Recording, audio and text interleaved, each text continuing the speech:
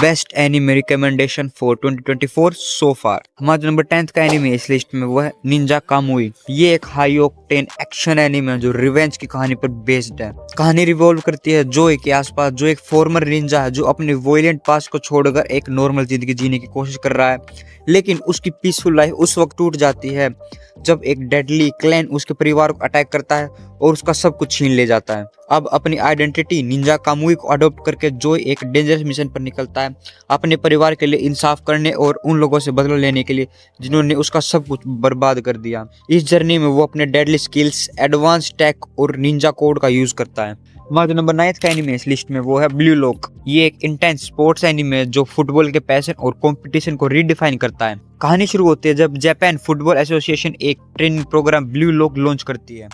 इस प्रोग्राम का एम है एक ऐसा स्ट्राइकर को ट्रेन करना जो जापान का वर्ल्ड कप जीतने में हेल्प करेगा। इसागी एक यंग फुटबॉल प्लेयर जिसका ड्रीम है कि वो टॉप स्ट्राइकर बने, इस प्रोग्राम का हिस्सा बनता है, लेकिन ब्लू लॉक के रूल्स रूथलेस है। ऐसा यहाँ पर हर प्लेयर सिर्फ एक ही ऑप्शन है, विन और गो होम। इसागी बाकी प्लेयर्स को अपनी स्किल्स, ईगो और टीम वर्क के बीच बैलेंस बनाकर प्रूव करना है कि वो सबसे बेस्ट है। हमारा जो नंबर 8 का एनिमे इस लिस्ट में वो है डिलीशियस इन डंजन। ये एक फन फील्ड फैंटेसी एनिमे जो एडवेंचर्स और कुकिंग का परफेक्ट ब्लेंड है। कहानी एक group of adventures around revolve करती है जो एक डेंजरस डंजन में अपने साथी को बचाने के लिए जाते हैं, लेकिन प्रॉब्लम ये है कि उनके पास खाना खत्म हो चुका है। टीम का लीडर लियोस एक यूनिक आइडिया के साथ आता है, डंजन के मॉन्स्टर को मारकर उन्हें खाना देना। अब ये ग्रुप न सिर्फ सर्वाइवल के लिए लड़ता है बल्कि अलग अलग मॉन्स्टर को कुक करने और खाने के लिए नए एक्सपेरिमेंट भी करता है। हमारे जो 7 नंबर का एनिमे इस लिस्ट में वो है सोलो लेवलिंग।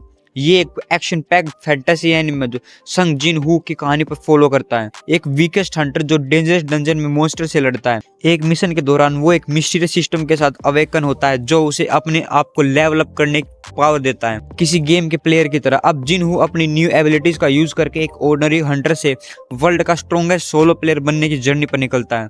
इस पाथ पर उसे डेडली एनिमीज, पावरफुल एलाइज और अपने वर्ल्ड के डार्क सीक्रेट्स का सामना करना पड़ता है। हमारा जो 6 नंबर का एनिमे इस लिस्ट में वो है रीज़ीरो। ये एक इसेकाई एनिमे जो सुबारू की कहानी को फॉलो करता है।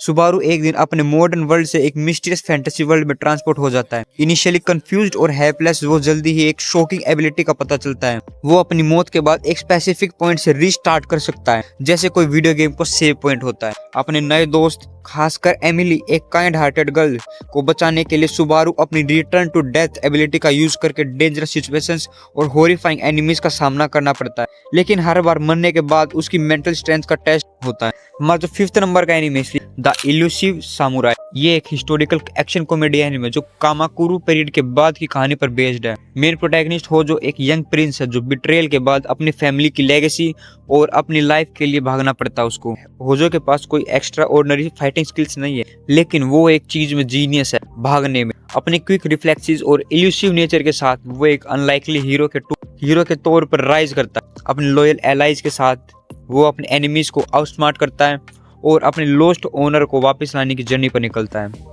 हमारा जो 4 नंबर का एनिमे इस लिस्ट में वो काइजू नंबर 8। ये एक एक्शन पैक्ड साईफाई एनिमे जो ह्यूमैनिटी और मॉन्स्टर्स क्रिएचर्स काइजू के बीच की फाइटिंग पर बेस्ड है। कहानी फॉलो करती है हिबिनो की, जो एक ऑर्डिनरी मैन है जो चाइल्डहुड से डिफेंस फोर्स ज्वाइन करना चाहता है, जो काइजू से लड़ता है, लेकिन रियलिटी में वो एक काइजू क्लीन अप क्रू में काम करता है। एक दिन एक मिस्टीरियस इंसिडेंट के बाद हिबिनो एक यूनिक पावर गेन करता है। वो खुद को काइजू में ट्रांसफर होकर सकता है, लेकिन अपने ह्यूमन कॉन्शियस मेंटेन कर सकता है। अब हिबिनो अपनी नई फाउंड पावर का यूज करके डिफेंस फोर्स में अपनी चाइल्डहुड ड्रीम्स को पूरा करने की कोशिश करता है और ह्यूमैनिटी को प्रोटेक्ट करने के लिए काइजू के अगेंस्ट फाइट करता है। हमारे 3rd नंबर में वो है विक्टोरिया वैंड एंड स्वॉर्ड। ये एक फैंटेसी एडवेंचर एनिमे जो मैजिशियंस और स्वॉर्ड्समैन की एक यूनिक वर्ल्ड में सेट है। कहानी फॉलो करती है विल, एक यंग बॉय जो पावरफुल विजार्ड बनने का सपना देखता है, लेकिन एक रेयर प्रॉब्लम से जूझता है।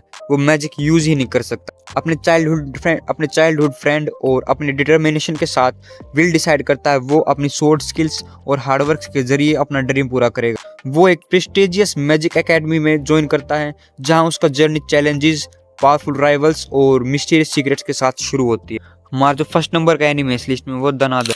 ये एक high energy supernatural comedy anime है जो एलियन इन्वेजन्स और घोस्टली एनकाउंटर्स के बीच एक हिलेरियस और एक्शन पैक्ड कहानी सुनाता है।